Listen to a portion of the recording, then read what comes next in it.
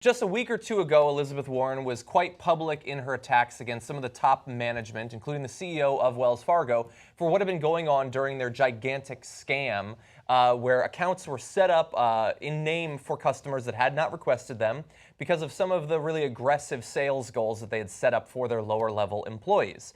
Now, we actually have some good results from that attack, but in case you didn't see the original video, here is Elizabeth Warren.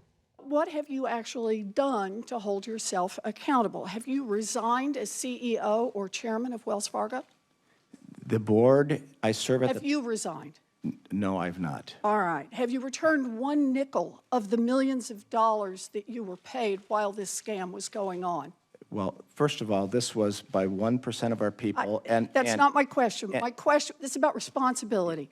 Have you returned one nickel of the millions of dollars that you were paid while this scam was going on?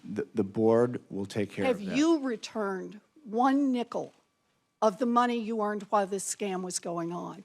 And the board will do. I will take that as a no then. Have you fired a single senior executive? And by that, I don't mean a regional manager or a branch manager. I'm asking about the people who actually led your community banking division or your compliance division.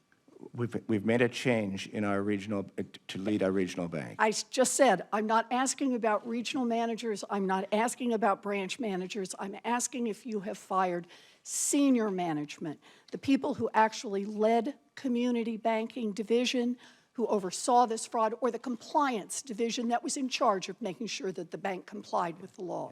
Carrie Toll said. Did you fire No. any of those people? No. Okay. So you haven't resigned. You haven't returned a single nickel of your personal earnings. You haven't fired a single senior executive. Instead, evidently, your definition of accountable is to push the blame to your low-level employees who don't have the money for a fancy PR firm to defend themselves. It's gutless leadership. Damn. Jeez, Lord mercy. I almost felt like a little bit like she's like, have you turned back one nickel? And he's like, I like my nickels. Yeah.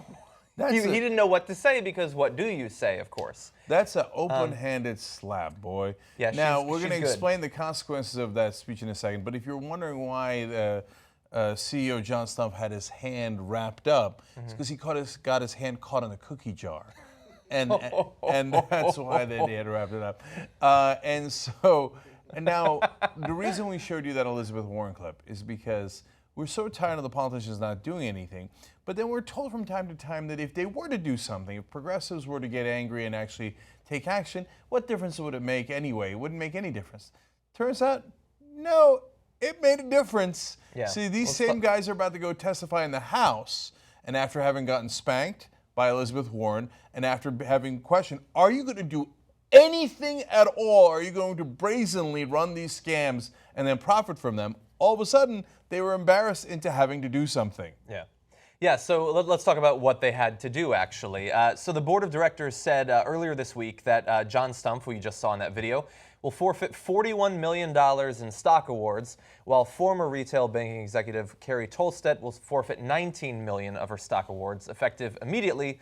Both are also giving up any bonuses for 2016. Those bonuses, which we don't know the number that they would end up being, could be very significant for some of these employees.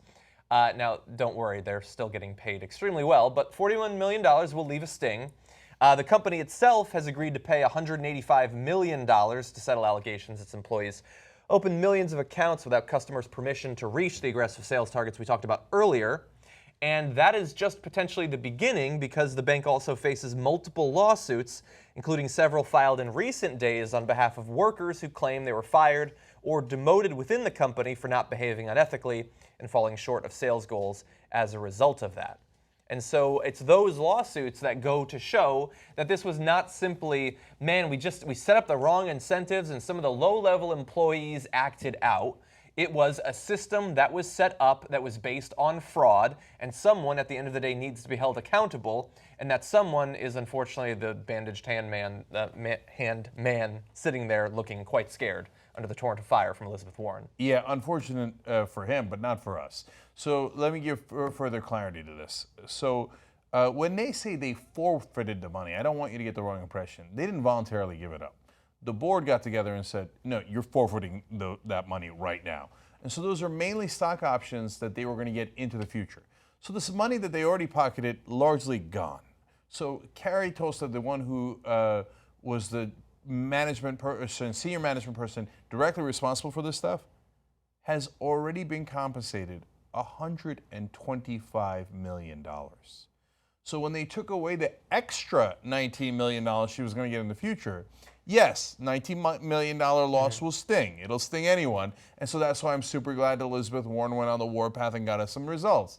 At the same time, this is why they do the corruption in the first place, because they're like, listen, by the time you catch me, I've already taken home $125 million. Yeah. What are you going to do? You're going to go into my bank account and somehow try to get it back from me? Well, see, but that's why it's so important to send the message, because there are a lot of people that I think will go into banking, and if you pay them $125 million, they will run fraudulent scams across the country for years. But if you only pay them $100 million, they won't. So It's still better than nothing.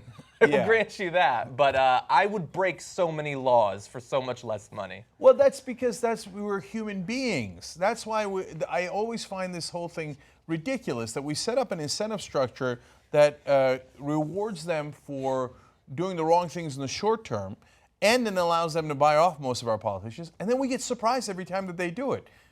What would you do for $125 million? Or let me ask it a different way. What wouldn't you do for $125 million? Vote Trump. And if at the end they said, okay, all right, you got the 125, but hey, Carrie, I'm taking away the last $19 million. You'd be like, oh, no, don't do it. Don't hurt me now. And so there's even a saying for this on Wall Street. It's, quote, I'll be gone, you'll be gone. That's the attitude they have. You know what that means? That means by the time they catch us or this blows up, and you know what? It even hurts the company or it hurts the employees, let alone the clients. Like, who gives a rat's ass about the clients? The American taxpayers. That's a good one, right? But no, but even for our own company, by the time they catch on to it, I'll be gone, you'll be gone. Because we're just executives. We don't own this company. We don't care about this company. We just came in here to take as much money out of our cookie jars as we possibly could before we get caught. Look, this leads to a larger problem. Public corporations are different than startups, than companies run by private individuals and entrepreneurs. So if an entrepreneur makes $125 million, some of you might disagree, but I think God bless him. And by the way, I'm obviously biased here because I'm an entrepreneur. Okay, but I've said that a million times way before I was an entrepreneur. And so if Bill Gates creates Microsoft or Zuckerberg creates Facebook and they make a ton of money, I think that's capitalism. I've got no problems with that. Okay. Now, but a CEO or an executive of a particular division of a bank, you didn't create that company. Yeah. So I bet I could find someone to do your job for $5 million instead of $125 million, and I bet they'd be really, really good at it. But this becomes a circular thing where the CEOs are on each other's boards, and in this case, you've got all these different CEOs from other companies who are on the board of this company, on Wells Fargo. Yeah. And why do you think that they forfeited the $41 million, the $19 million, et cetera? It's not just because they were embarrassed.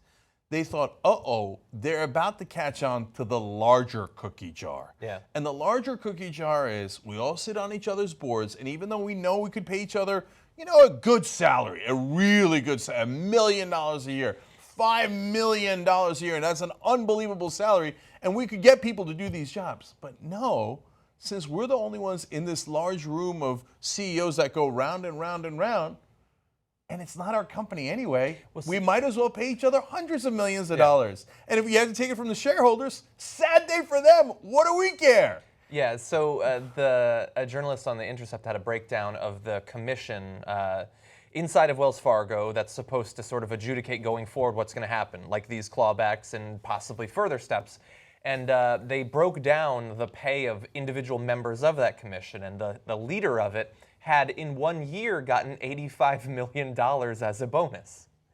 And that dude is not going to rock the boat too much at that point. Now, maybe he's scared enough about losing his money that he will do whatever it takes to other executives. Perhaps that's the most that we can hope for.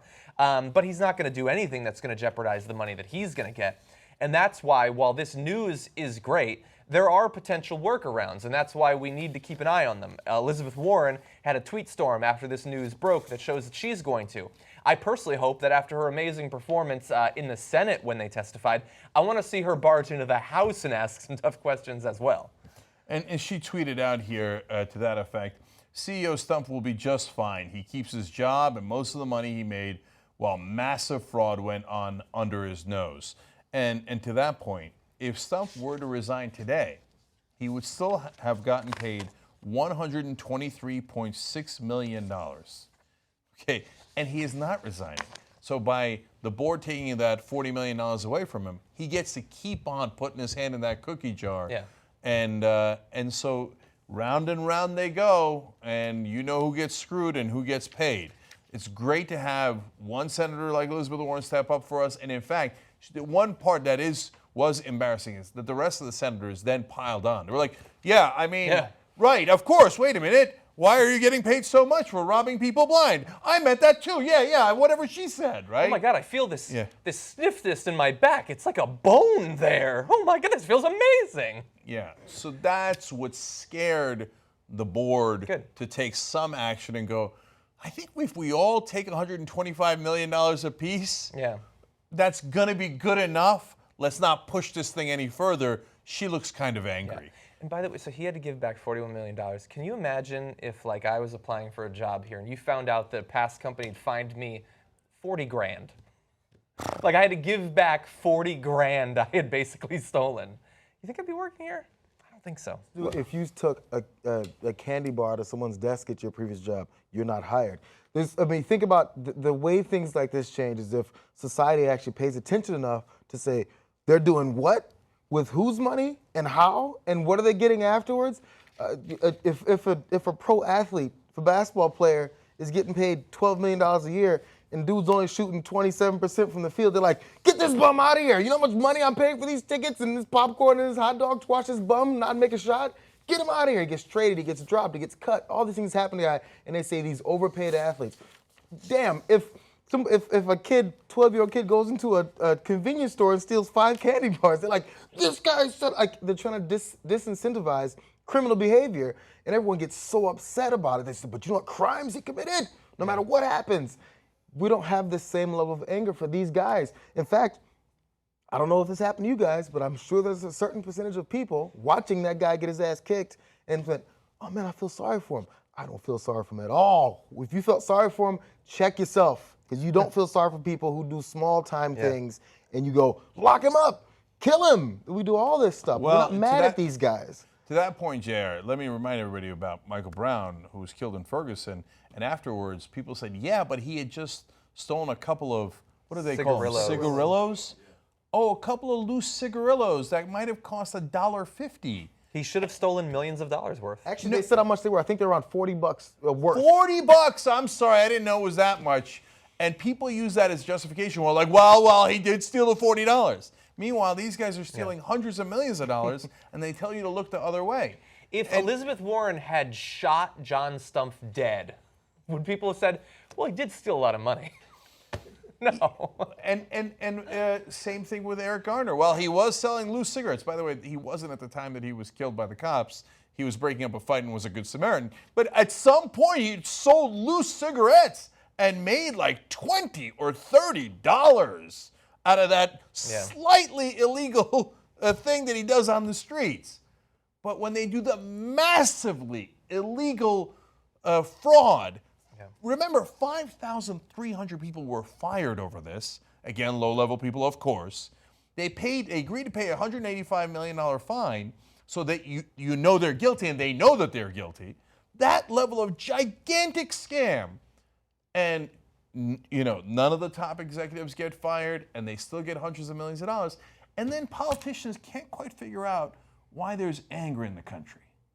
I can't figure it out. And by the way, that is exactly why all of the politicians, including for a long time President Obama, fought to make sure that you could not get the Consumer Financial Protection Bureau.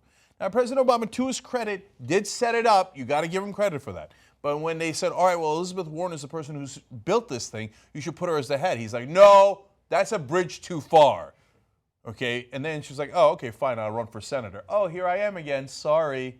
Okay. Thankfully, she's there. Right, and thankfully she's there. And if they'd never set up the Consumer Financial Protection Bureau, they might have never caught this scam in the first place. That's why the robbers didn't want the cops on the beat. They didn't want Elizabeth Warren. They didn't want consumers to be financially protected. And that is why the Republicans hate government organizations like Consumer Financial Protection Bureau that actually protects you because they get paid by the robbers. Yes, a lot of Democrats too, but in almost the entirety of the Republican Party. And as I said, even President Obama, the Democratic president, was like, Elizabeth Warren is the head of that. She might actually take some action against our banker friends who finance all of us. So no, we can't have that. But do you take some cigarillos? Go ahead. Shoot away. Cenk, I don't think you have any evidence that Wells Fargo wouldn't have self-regulated. There's so much more content if you're a member of the Young Turks. You get the post games, you get live interviews. I forgot the other things you get, but they're awesome. TYTnetwork.com/join.